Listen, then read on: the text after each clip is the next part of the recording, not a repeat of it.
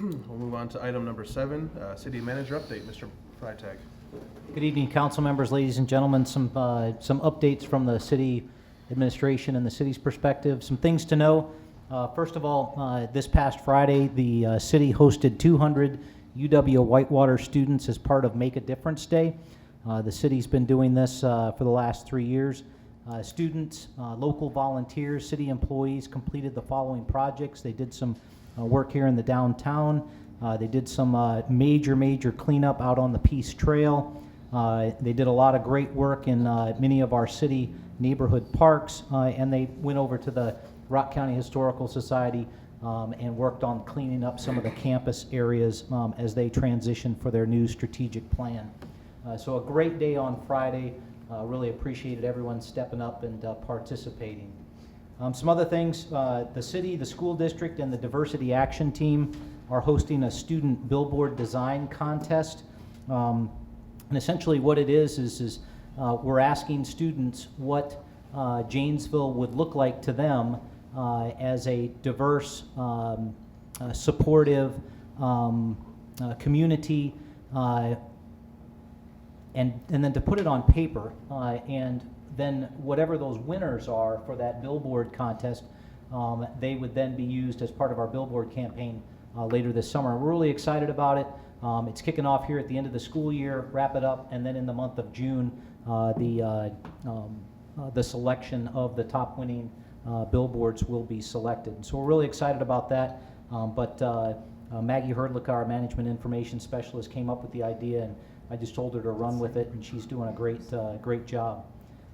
Parks Division, next bullet, just a good news story. Because of the warmer weather this spring, was able to complete 26 controlled burns across the city, and so they're doing great work, and so that makes summer just that much easier, spring and summer that much easier. Continuing on, JTS, our transit system, received good news this past week, and that is that they've received a federal grant in the amount of almost $395,000 to purchase a new transit bus. As you know, we have 17 transit buses in our fleet.